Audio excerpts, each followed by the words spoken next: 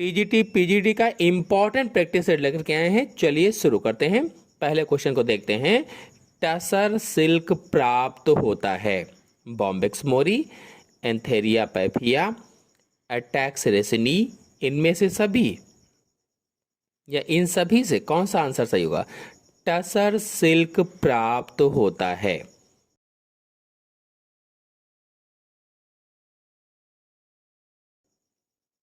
तो आंसर सही होगा इसमें से बी, एंथेरिया पैपिया से टसर सिल्क प्राप्त होता है। और आपको बता दें, जो इसमें से पहला ऑप्शन है बॉम्बेक्स मोरी, इससे मलबरी रेशम प्राप्त होता है, मलबरी रेशम। और एंथेरिया पैपिया नामक रेशम कीट से टसर सिल्क प्राप्त होता है। जबकि जो सी वाला ऑप्शन है एटैक्स रेसिनी, इससे एरी रेशम प्राप्त होता है, एरी रेशम। नेक्स्ट क्वेश्चन है, प्लाज्मा लेमा शब्द दिया गया था। प्लाज्मा लेमा शब्द किसके द्वारा दिया गया था? चार ऑप्शन आपके सामने दिए गए हैं। कौन सा ऑप्शन सही हो सकता है? कहीं आप ये तो नहीं सोच रहे हैं कि इसमें डी वाला ऑप्शन सही होगा? तो जो डी वाला ऑप्शन है, रॉबर्टसन द्वारा इन्होंने यूनिट मेम्ब्रेन की अवधारणा दी थी, यूनिट मेम्ब्रेन की अवधारणा। इसमें आंसर सही होगा बी, जे के वी प्लावे द्वारा सन 1931 में इन्होंने प्लाज्मा लेमा शब्द दिया था। और जो सी वाला ऑप्शन है, ये प्लाज्मा झिल्ली का सैंडविच मॉडल इन्होंने प्रस्तुत किया था। नेक्स्ट क्वेश्चन है, निम्नलिखित में से कौन सा इम्यूनोग्लोबुलिन का प्रतिजन बांधने वाला क्षेत्र प्रदर्शित करता है? चार ऑप्शन आपके सामने दिए गए हैं। कौन सा ऑप्शन सही हो सकता है? सोचिए और बताइए।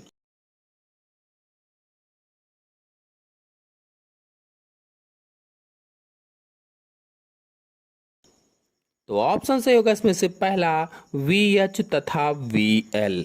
आपको बता दें कि इम्यूनोग्लोबुलिन में दो भारी और दो हल्की श्रृंखलाएं होती हैं, दो भारी और दो हल्की श्रृंखलाएं या चेन पाई जाती हैं। अब इसमें से जो VH है भारी श्रृंखला से मिलकर बनती है, और जो VL है ये हल्की श्रृंखला से मिलकर बनती है। नेक्स्ट क्वेश्चन है, एमनियोटा में पाई जाने वाली कपाल तंत्रिकाओं की संख्या है।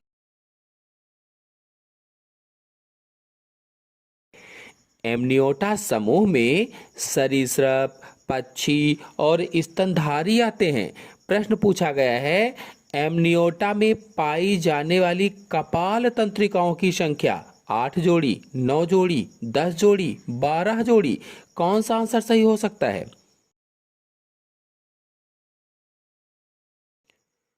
तो आंसर सही होगा इसमें से डी, 12 जोड़ी होती है।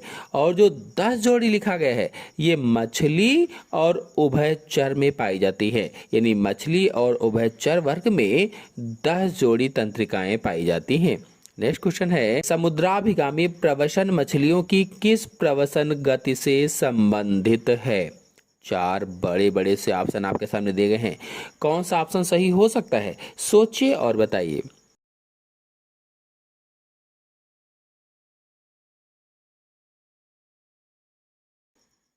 तो ऑप्शन सही होगा इसमें से डी, सामुद्रिक जल से असामुद्रिक जल में। नेक्स्ट क्वेश्चन है, अर्धसूत्री और सूत्री विभाजन एक दूसरे से भिन्न है क्योंकि अर्धसूत्री विभाजन में समजात गुणसूत्र जोड़े बनाते हैं और उनके भागों का आदान प्रदान होता है। तो ये तो प्रोफेज फर्स्ट में होता है। गुणसूत्रों की संख्या आधी हो जाती है, निर्मित चारों केंद्रक समान नहीं होते हैं, और डी है ये सभी, यानी सभी सही हैं। तो कौन सा आंसर सही होगा? आंसर सही होगा इसमें से डी, सभी सही हैं। नेक्स्ट क्वेश्चन है, प्लाज्मोडियम वाइवैक्स के संक्रामक चरण को कहा जाता है। प्लाज्मोडियम वाइवैक्स के संक्रामक चरण को क्या कहा जाता है?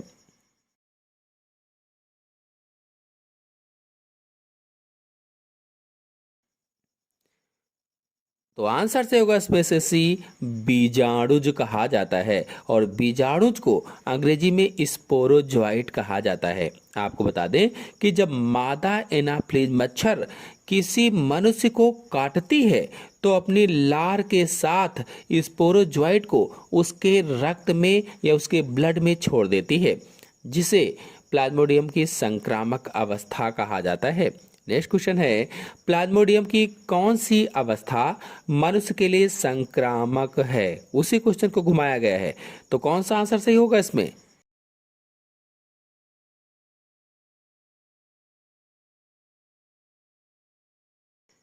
आंसर से होगा इसमें से सी, स्पोरोजोइट।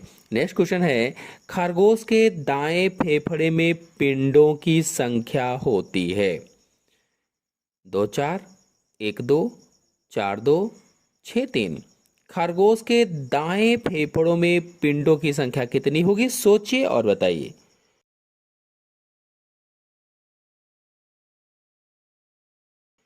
आंसर सही होगा इसमें से सी, 4 2। बता दें कि दाएं फेफड़े में 4 पिंड अथवा 4 लोब पाए जाते हैं, जबकि बाएं फेफड़े में केवल 2 पिंड यानी 2 लोब पाए जाते हैं। नेक्स्ट क्वेश्चन है, साइकस के पालेन चैम्बर आर्किगोनियल चैम्बर के मध्य का ऊतक है?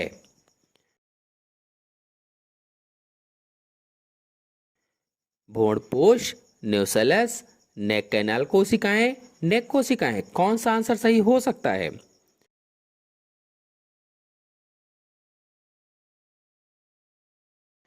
तो आंसर सही होगा इसमें से बी, न्यूसेलस होता है। आपको बता दें कि साइकस के बीजांड में पराग कक्ष यानी पॉलन चैम्बर के ठीक नीचे की ओर स्त्रीधानी कक्ष के ऊपर न्यूसेलस की एक परत होती है, जिसे न्यूसेलर चोंच या न्यूसेलर बीक का हिस्सा माना जाता है। निषेचन के समय परागनलिका इसी ऊतक को भेदकर स्त्रीधानी तक पहुंचती है।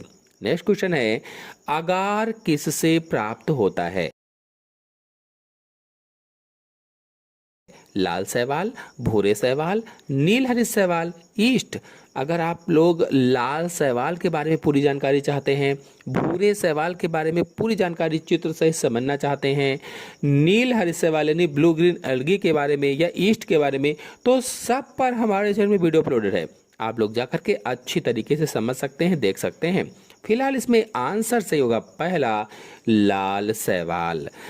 अगार अगार एक जिलेटिन जैसा पदार्थ होता है जो मुख्य रूप से लाल शैवाल या रेड एल्गी की प्रजातियों जैसे जिलेडियम और ग्रेसिलेरिया से प्राप्त किया जाता है, और इसका उपयोग प्रयोगशालाओं में सूक्ष्म जीवों के संवर्धन और खाद्य उद्योगों में किया जाता है।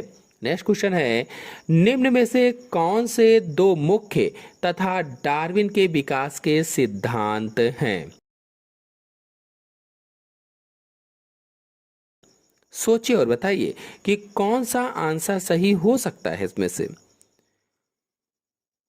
आंसर सही होगा इसमें से डी, शाखित वंश और प्राकृतिक चुनाव। आपको बता दें, शाखित वंश यह बताता है कि सभी जीव एक साझा पूर्वज से विकसित हुए हैं, जबकि प्राकृतिक चुनाव यानी नेचुरल सिलेक्शन वह प्रक्रिया है जिसके द्वारा प्रकृति उन जीवों को चुनती है जो वातावरण के प्रति बेहतर अनुकूलित होते हैं।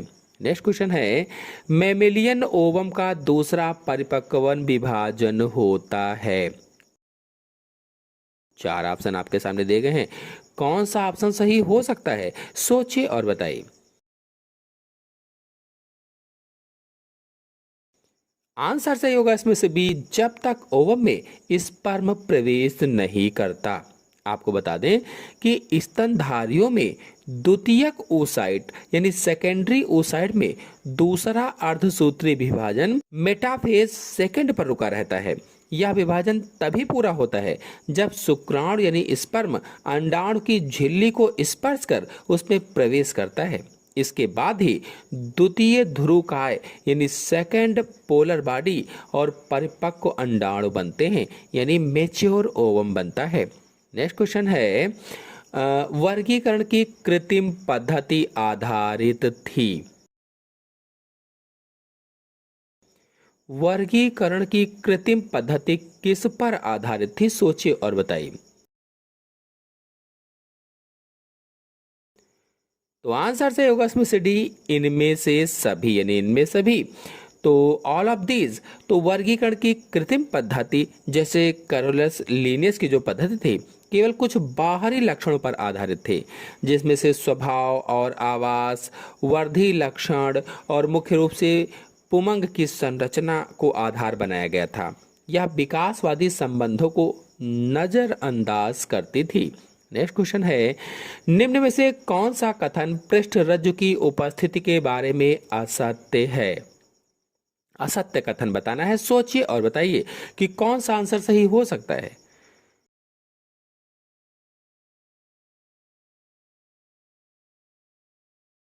तो आंसर सही होगा इसमें से सी, यह मानव में आरंभ से लेकर जीवन पर्यंत अनुपस्थित रहती है। आपको बता दें कि यह कथन गलत है, क्योंकि मनुष्य में भ्रूणीय अवस्था के दौरान पृष्ठरज्जु उपस्थित होती है। बाद में यह रीढ़ की हड्डी द्वारा प्रतिस्थापित कर दी जाती है, जबकि विकल्प ए, विकल्प बी और विकल्प डी सही तथ्य हैं। नेक्स्ट क्वेश्चन है, हीमोसिलोमिक तंत्र किस सदस्य में पाया जाता है? हीमोसिलोमिक तंत्र किस सदस्य में पाया जाता है? सोचिए और बताइए।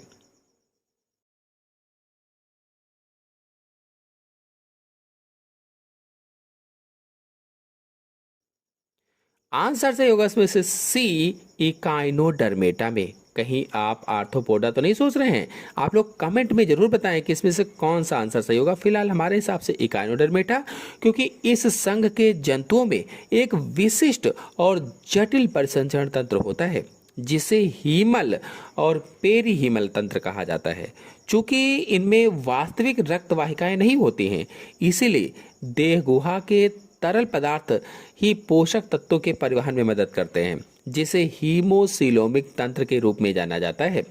जबकि जो अन्य विकल्प हैं, चाहे वो आर्थ्रोपोडा हो, मोलस्का हो, इनमें खुला परिसंचरण तंत्र पाया जाता है, जिनमें रक्त हीमोसील में बहता है, लेकिन इसे तकनीकी रूप से हीमोसिलोमिक तंत्र नहीं माना जाता, बल्कि हीमोसील कहा जाता है।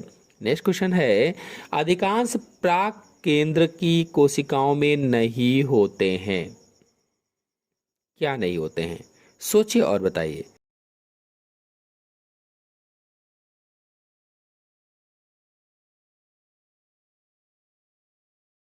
आंसर से होगा इसमें से पहला, कोलेस्ट्रॉल नहीं होते हैं। यह मुख्य रूप से सुकेंद्रीय कोशिकाओं जैसे जंतु कोशिकाओं की प्लाज्मा झिल्ली में पाया जाता है, जो झिल्ली को तरलता और स्थिरता प्रदान करता है।